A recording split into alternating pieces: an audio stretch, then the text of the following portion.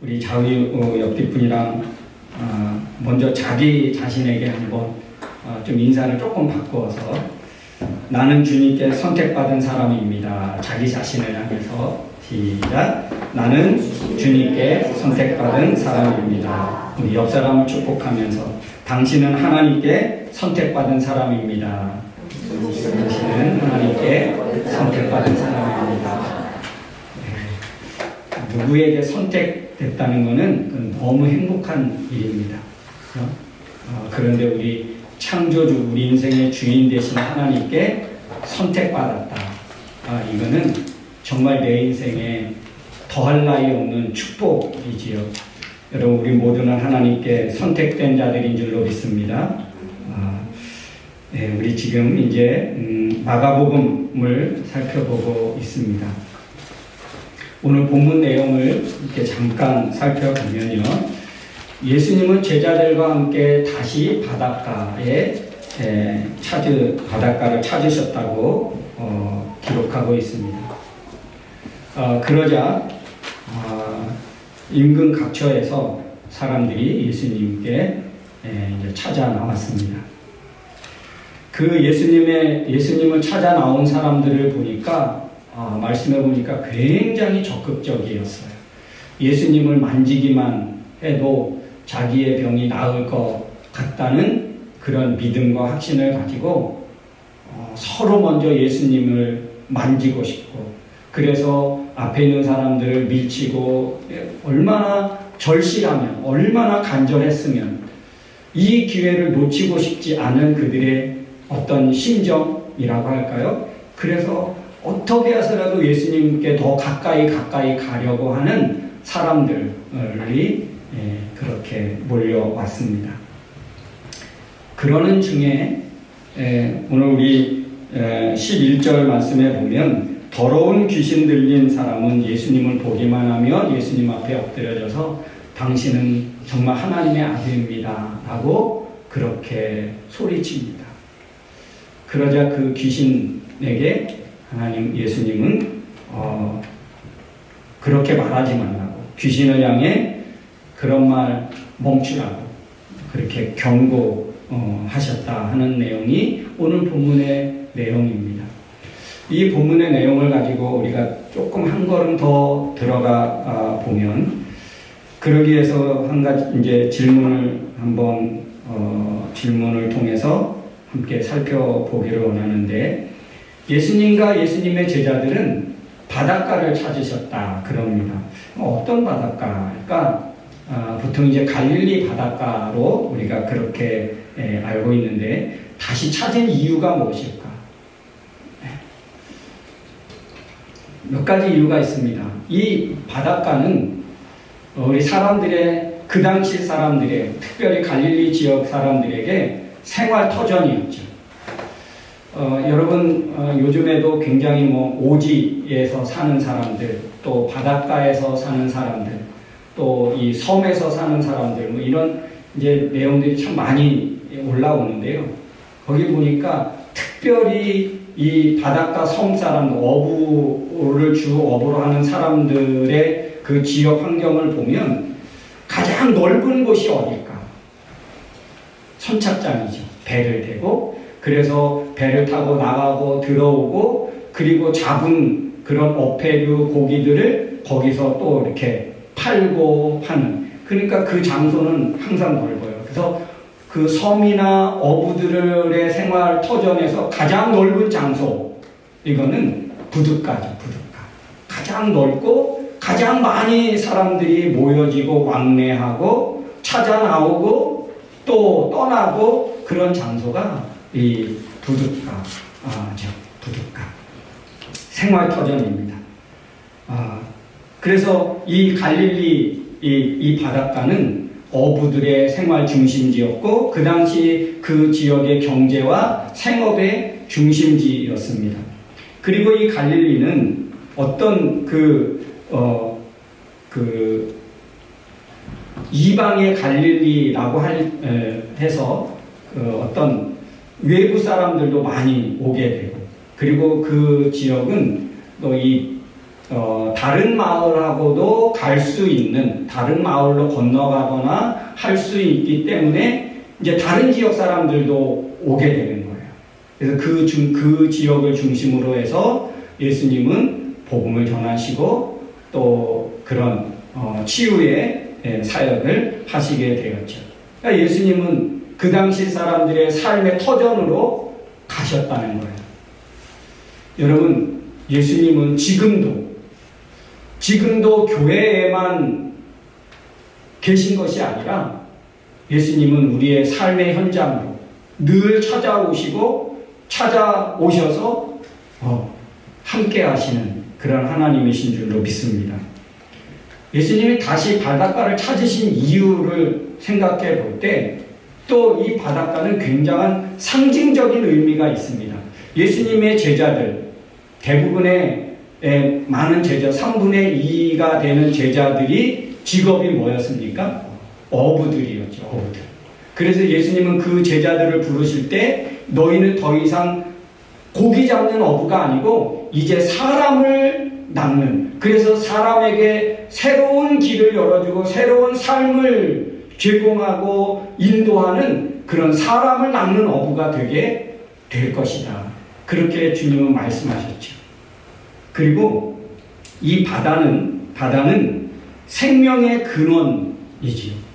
그리고 고기를 얻는 곳. 이것은 이제 사람을 구원해낸다는 그런 의미를 가지고 있고, 그래서 사람들로 하여금 새로운 삶을 살게 한다는 그런 상징적인 의미가 있습니다. 예수님은 그래서 어부들을 제자로 많이 삼으신 것 같고, 예수님의 가장 그렇게 활발하게 사역을 했던 그런 장소, 그런 곳이 바로 이 갈릴리였습니다.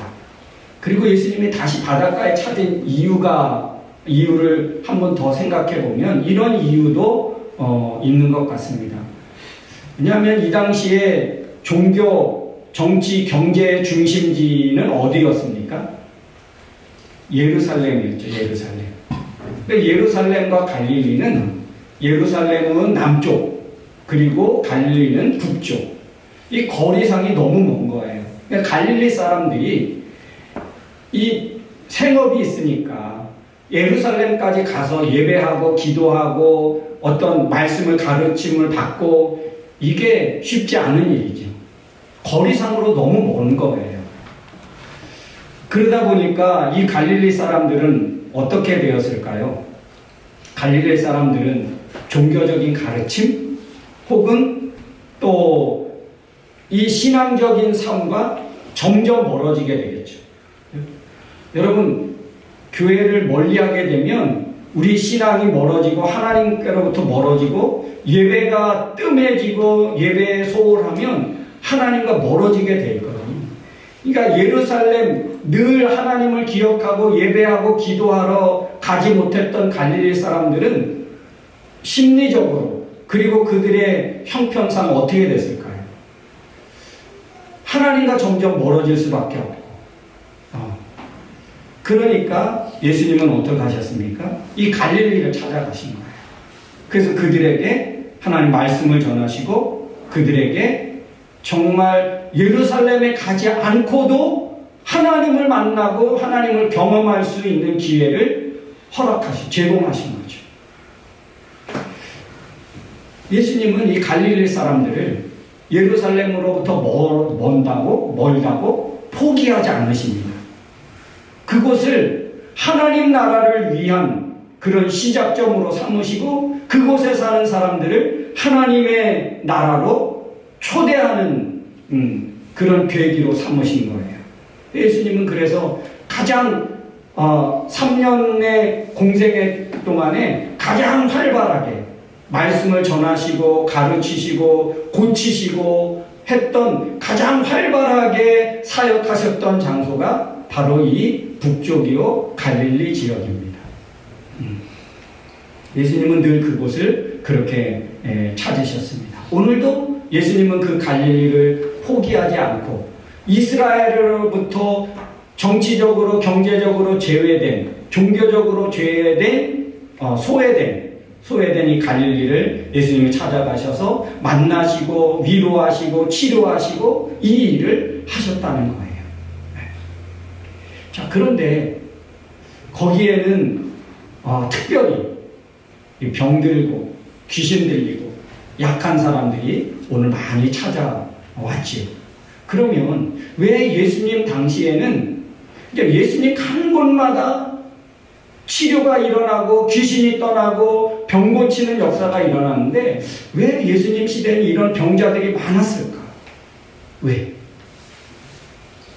왜 예수님 당시에는 이런 고통받고 병으로 정말 괴로워하는 사람들이 왜 이렇게 참 많았을까? 물론 오늘날도 없는 것은 아닙니다. 그래서 한번 생각해 봤습니다. 왜 많을까? 했더니 열악한 환경이지요.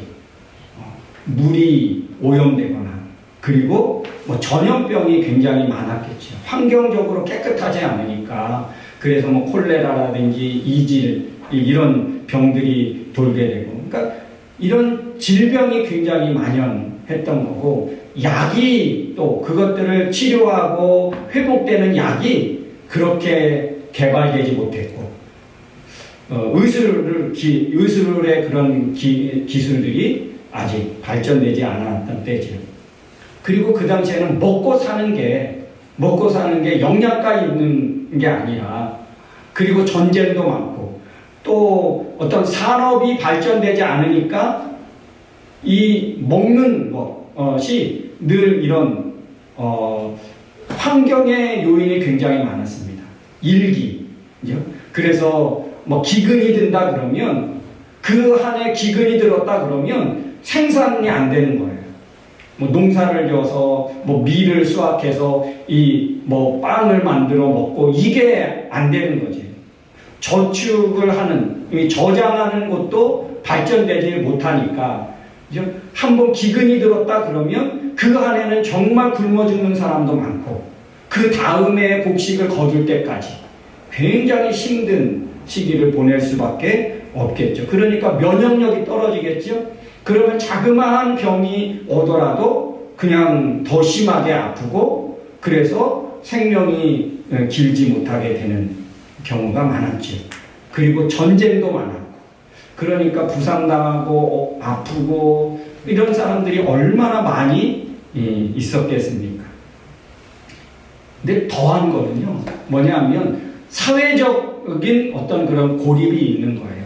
그래서 만약에 병들었다 그러면 사회로부터 고립을 시키죠. 왜냐하면 전염성이 있을 줄 모르니까. 그러다 보니까 격리되다 보니까 치료의 기회를 점점 더 잃어가는 거예요. 누가 돌보지 못하고 누가 돌봐주지 못하고 그러니까 치료의 기회를 놓치게 되면 어떻게 됩니까? 더 중병으로 그렇게 면역력도 없으니까 더 심각하게 병이 깊어지겠지. 그런데 이스라엘이라는 이 공동체의 또 약한 점이 뭐냐면 이 질병은 어떻게 해석하냐 하면 이 질병은 하나님의 죄의 결과고 하나님의 징계다 이렇게 해석하는 거예요. 하나님의 저주, 하나님의 재앙이 그 사람에게 임했다. 여러분 이런 사고를 가지니까 이 질병에 든 사람들이 얼마나 더 심적으로 더 고통을 더 크게 느낄 수밖에 없겠지요. 이렇게 예수님 당시에는 많은 이 이스라엘 사람들은 사회적으로, 육체적으로, 종교적으로, 정신적으로 고통을 받는 거예요. 고통을. 그런데 예수님은 그런 사람들을 찾아가서 치료해 주지요. 그들에게 희망을 주고요. 그들에게 회복의 메시지를 전해주지요. 단순히 예수님은 그냥 육체를 치료하는 것뿐만 아니라 영적인 회복을 이뤄요. 그래서 다시 낙심했던 사람들, 소망 없이 절망 속에 있는 사람들을 회복해서 삶의 자리로 당당하게 나아갈 수 있도록 힘을 주고 용기를 주셨다는 거예요. 그런 메시지가 늘 예수님을 통해서 전파되었지. 그래서 그런 사람들이 병들고 지치고 소외되고 고통을 받던 사람들이 어떻게 됩니까? 새로운 삶의 기회를 얻게 되는 거예요. 인생 역전하는 거죠. 여러분, 오늘날도 많은 질병이 아직 정복되지 못했습니다. 그래서 질병의 고통 중에 있는 사람들이 참 많지요. 소외당하지 않도록, 외롭지 않도록 여러분, 우리가 돌봐주고 기도해주고 해야 되겠죠. 참, 우리 청년들이 여기 밴쿠버에 혼자 와서 다 감당해야 되잖아요. 생활비도 감당하고 비싼 집세도 감당해야 되고 생활비가 만만치 않게 들어죠. 참 힘들게 어렵게 살아가요. 근데요, 가끔 아프다는 소식을 듣게 되잖아요. 그럼 너무 아파요. 너무 아파요. 만약에 한국에 계신 여러분의 부모님들이 여러분이 아프다는 소식을 들으면 어떨까요? 찾아가서 뭐 죽 한 끼라도 끓여주지 못하죠. 약이라도 지어주지 못하죠. 이 부모의 마음을 아니까 더 마음이 아파요. 늦게 알게 되잖아요. 내가 뭐라도 약이라도 사다 주고 죽이라도 이렇게 갖다 주고 그러면 그나마 좀 마음이 편한데 이 늦게 알게 되잖아요. 이제 거의 다 나아가요. 그러면 서운해. 이 부모의 마음은 서운해요. 그러니까 아프면 여러분 부모님에게, 한국에 있는 부모님에게 전화할 필요 없어. 오지도 못하죠. 또 뭐 약도 못 갖다 줄 거 아니야. 여러분 목사 뒀다 뭐해요? 여러분을 위해 기도하죠. 여러분을 위해서 정말 잘 되기를 늘 축복하고 있죠.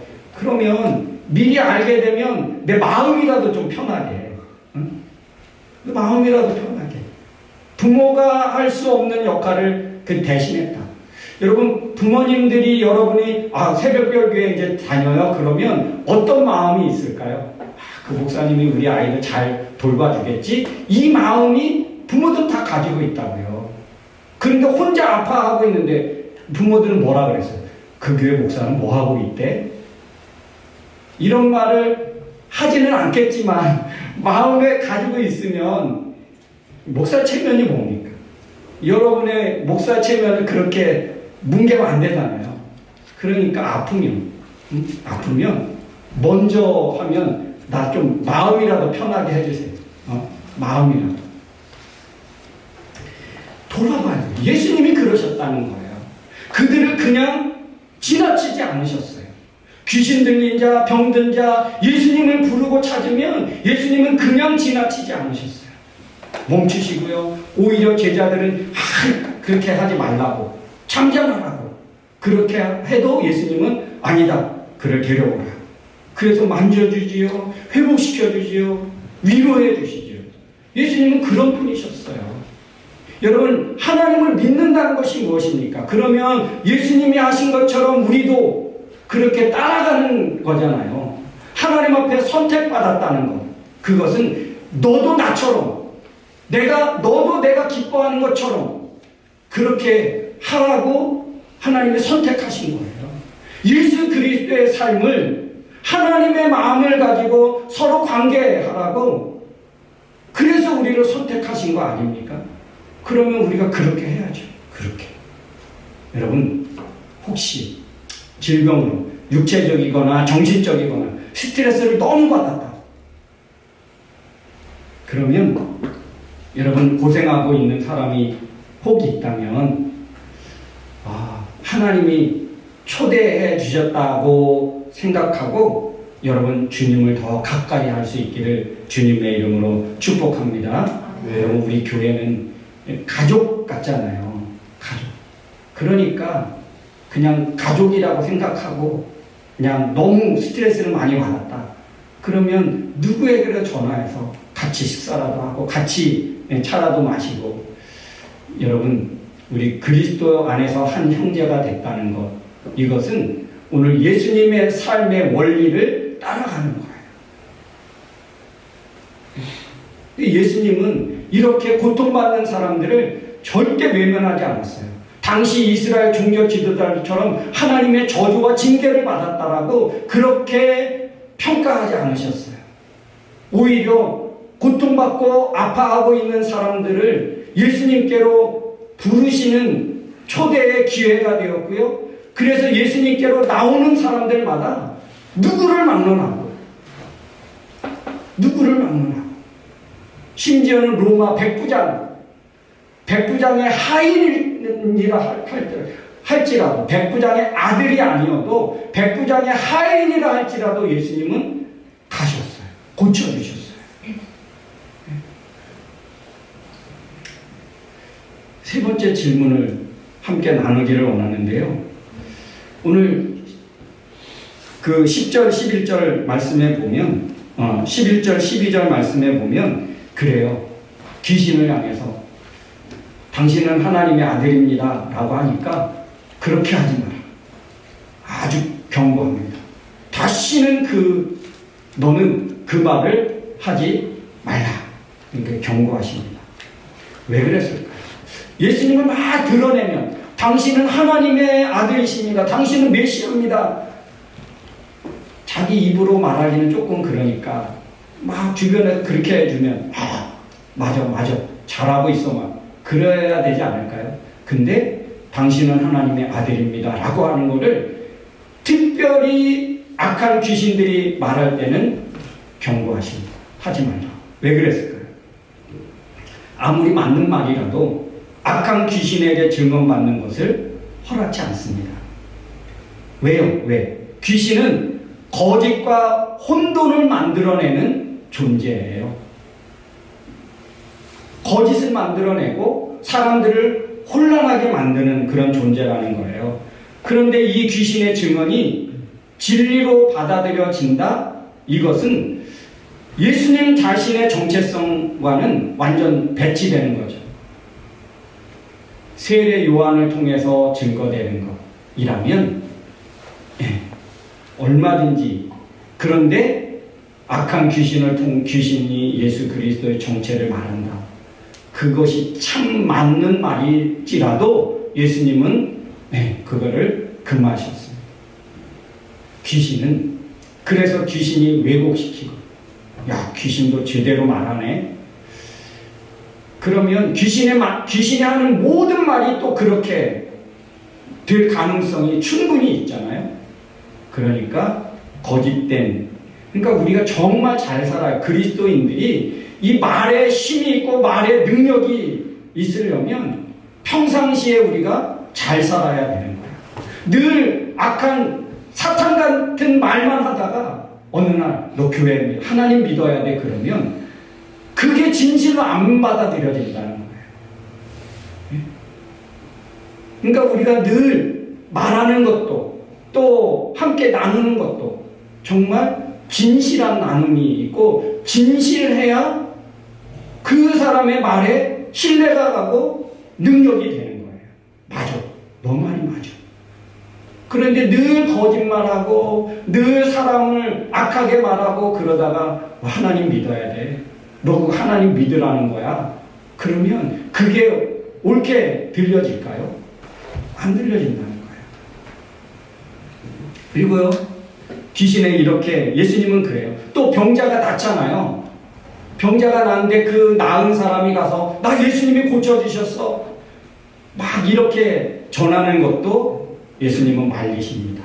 왜 그래요? 왜 예수님이 이렇게 막 드러내지고 예수님이 잘하신 일, 치유하신 일 이것들을 막 드러내고 그렇게 하지 못하게 하신 이유가 뭘까요? 사람들은요 그렇게 되면 기적과 신비에만 몰두합니다. 신앙은 굉장히 영적인 것이지만 신비적인 것이지만 거기에 몰두하면 안 된다는 거예요. 사람은 그렇거든요. 그래서 이 고침받은 사람을 통해서도 그렇게 막 자기가 고침받고 치료받은 것을 그렇게 막 선전하고 알리는 것을 예수님이 금하십니다. 그 이유가 뭘까요? 예수님은 그렇게 사람들이 기적이나 어떤 신비에 몰두하는 것보다는 하나님의 말씀의 본질을 이해하고 가르치고 믿고 그래서 그것들이 온전히 전파되어지는 것을 예수님은 더 원하셨다는 거예요. 그리고 또 이유가 있습니다. 왜 이렇게 금하시는 이유가 뭘까? 그것은 하나님의 가장 적절하고 합당한 때가 있기 때문입니다. 자신을 드러내실 그런 때가 있다는 거예요. 지나치게 예수님의 정체가 빨리 드러나지면 종교 지도자들의 박해나 그런 대립이나 방해가 더 거세질 것은 뻔하니까. 예수님이 오신 목적은 무엇입니까? 오신 목적은 하나님의 나라를 알리고 그리고 그들로 하여금 하나님께로 다시 돌아오게 하는 것. 그리고 예수님은 십자가의 죽으심으로 우리의 죄를 용서해 주시는 이게 예수님이 오신 가장 큰 목적이었거든요. 그 때가 있다는 거예요. 그 때. 여러분 오늘 이런 말씀을 가지고 우리가 어떤 메시지를 우리 마음에 담을 수 있을까? 예수님은 이 땅에 존경받기 위해서 오신 분이 아닙니다. 많은 사람들의 인기를 얻기 위해서 오신 것도 아닙니다. 그저 하나님을 잊고 살아가는 사람들, 하나님을 기억하게 하고 하나님께로 돌아오게 하는 이 너무나 중요한 사명을 지금 감당하고 있는 것입니다. 예수님은 병만 고치신 분이 아닙니다. 우리의 죄에서 구원하기 위해서 오셨습니다.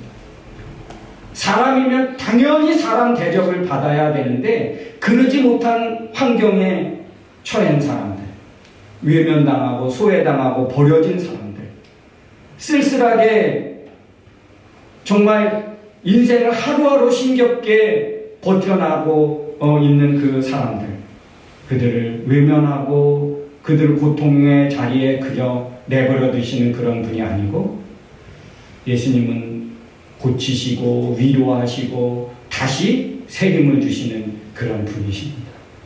예수님은 우리의 문제를 외면하지 않으십니다. 믿습니까? 아멘. 우리 자신들의 환경과 처해 있는 것을 결코 외면하지 않으신 분입니다.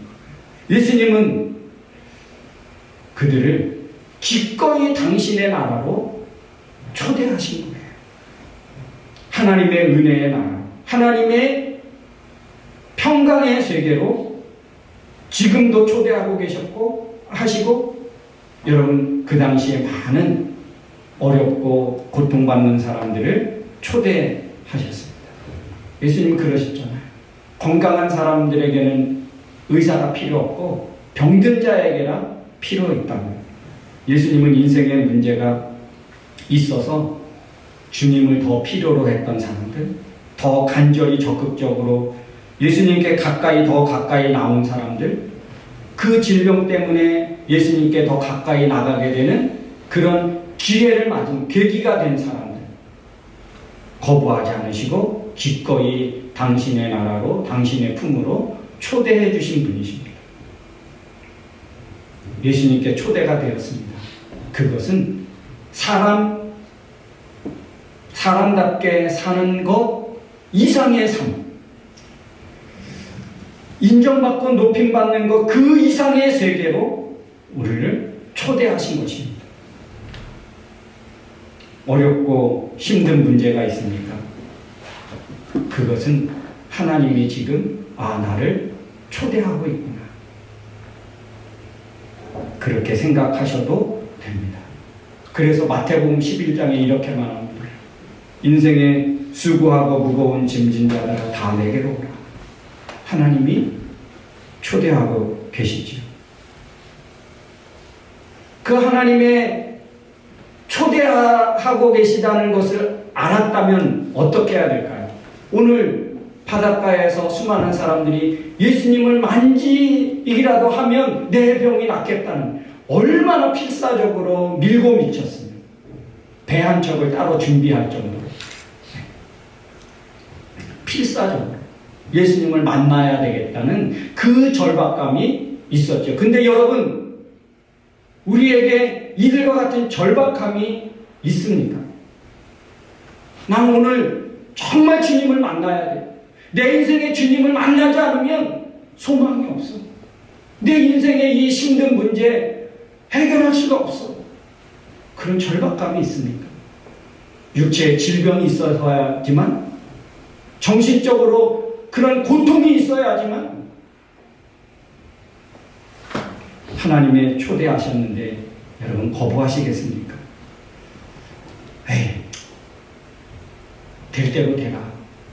이렇게 여러분 포기하시겠습니까? 주님의 능력으로 우리의 삶은 새롭게 되어질 줄로 믿습니다. 주님이 우리의 문제와 함께 싸워주시고 승리하게 해 주시는 분이십니다. 함께 우리 찬양하기 원하는데요. 이 찬양의 가사를 보면 그런 내용이 있습니다. 우리의 인생의 삶이 얼마나 부족하고 연약하고 나약한지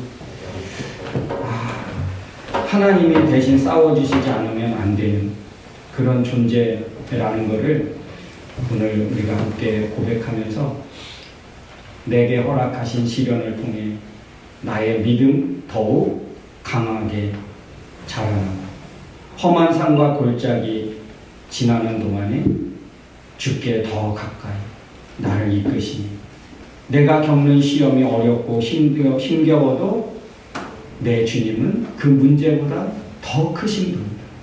내 앞에 바다가 갈라지지 않으면 나로 바다 위를 걷게 하시는 분이세요. 그런 하나님이시래요. 홍해같이 바다가 갈라지지 않으면, 그래서 걸을 수 없으면 그래 바다 위로 걸어와. 그렇게 하실 수 있는 분이시래요. 여러분, 그런 하나님을 믿고 의지하고 여러분 나아갈 수 있는 우리가 되었으면 좋겠습니다. 같이 찬양하겠습니다.